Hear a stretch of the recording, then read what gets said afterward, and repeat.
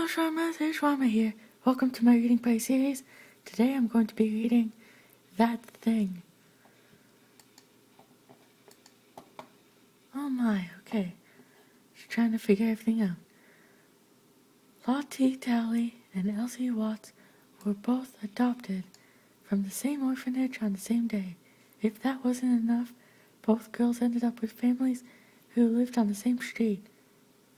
You'd think that all of these inexplicable coincidences would have created a special, unspoken bond between the two girls. It did not. The two girls quickly became bitter rivals. They competed against each other at everything. They tried to outdo the one another in figure skating, ballet, academics, being the most popular girl in school, or running for class president. The girls had so much in common, yet harbored such animosity for one another. But why? They should have been the best of friends. After they graduated from the same university, the women eventually went their separate ways. Lottie married a successful pediatrician named Wallace Booth. The couple had 2 children, a boy and a girl. After working as a teacher for 30 years, Lottie retired while her husband continued to work part-time. Lottie was notoriously meticulous when it came to keeping a tidy house. Perhaps it was the school teacher in her that needed things to be nice and orderly, so much so that the neighbors dubbed her Mrs. Clean.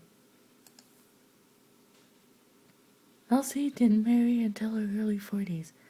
She married a simple but good-natured insurance salesman named Elmer Bass. Elmer Bass? Bass? Shrummers. The pair never had children and lived a modest lifestyle. Elmer was a good man and worked hard. However, he seemed to like the sound of his own voice, perhaps a little too much. The locals began jokingly referring to him as Mr. Knucklehead, due to his outlandish stories and penchant for bragging. The name stuck, and soon Elsie was being referred to as Mrs. Knucklehead, which she didn't like at all. Little did the 2 women know that they had both settled in the same sleepy town of Doveport, Maine. In fact, Lottie and Elsie lived a couple of blocks from one another and had for the past 2 decades. And yet they had never run into each other in all those years. One Sunday morning, Lottie woke up at 5 in the morning to start cleaning the house as she always did. But something seemed strange. Everything was quiet. Too quiet. The only sound came the ringing of wind chimes on her front porch.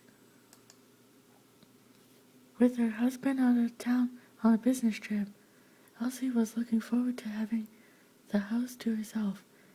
Every Sunday she liked to get the weekend edition of the local paper and do the crossword puzzle. But on this particular morning, the paper never arrived. It was eerily silent in Doveport. The town felt as if it had been abandoned.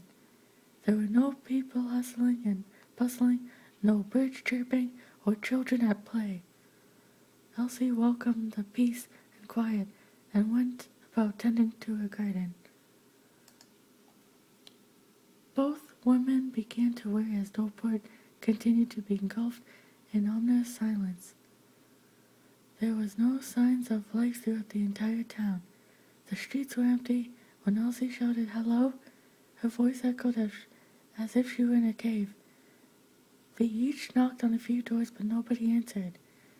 Eventually they broadened their searches, which brought them face to face with each other. Lottie? What are you doing here? I live here, and have for the past 20 years. Oh, that's nice, Elsie half-heartedly replied.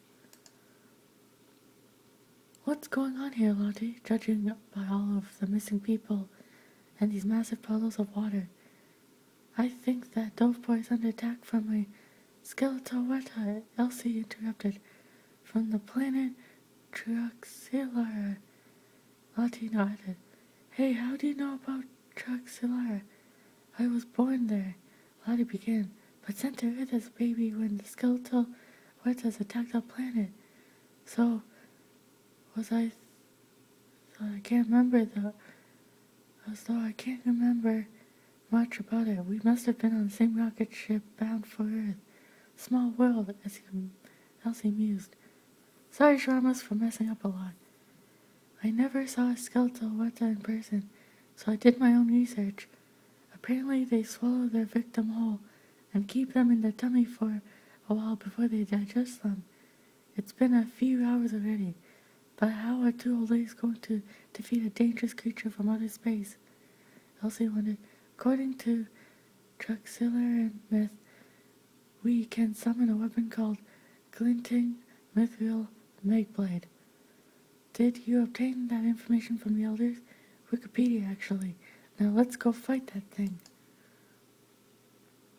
The two ladies went searching for the skeletal Huerta, but it was nowhere to be found. That was until it snatched up Lottie with one of its sharp claws. Elsie sprung to action, armed with her glinting mithril magblade. She was able to temporarily stun the massive beast before Lottie joined her in the fight. For two women who never saw eye to eye during their entire lives, they sure did make an amazing team. After a series of strikes with their magblades, the creature collapsed, releasing everyone he had swallowed.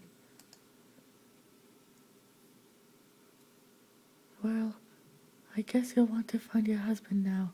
In a while, Elsie replied. It was kind of nice having the house to myself. And for the first time ever, the two women shared a laugh.